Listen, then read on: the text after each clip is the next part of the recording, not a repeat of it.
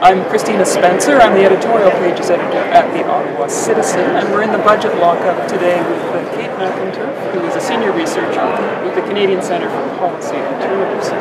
Kate, you've looked at the budget specifically to see what they're doing in terms of gender analysis, because that's new this year, right? That's right. This is a first for Canada. Actually, this is almost a global first. There are very few countries in the world that do this kind of analysis of how their federal budget measures will impact men and women differently. So, what does it mean? What have you seen in here? Have they actually shown some of the differences, and will that lead to some action in this budget?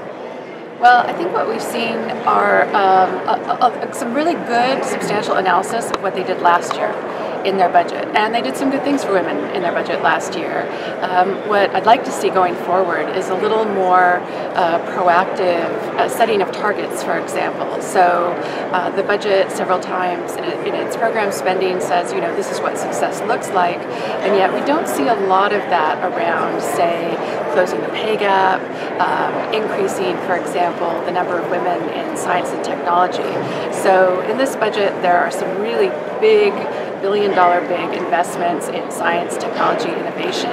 And the budget itself points out that women make up only 19% of the people working in science and technology.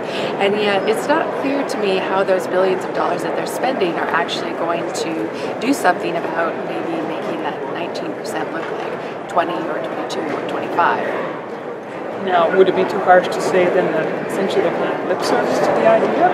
Or do you think there's actual progress? Will this work better in the years ahead because of what they've done in this budget? I think there's real progress. I think actually the thing that was most exciting to me in the gender analysis section was the part where they said they actually didn't know enough, which might be frightening that people who are spending billions of dollars in public money don't know all of the facts. But actually, I think what that means is they're asking a really different set of questions than they're used to asking, and those are the questions that I want them to ask. Those are questions like, you know, why do women spend more time doing unpaid work in the home?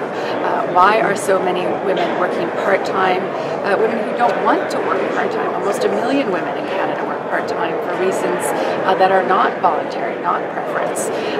So when they start asking those questions and then making decisions about what kinds of programs they're going to implement and how they're going to spend their money based on those questions, I think we're going to see real progress for women. Now, what about the budget for status of women in Canada? It's always been small. What are they doing?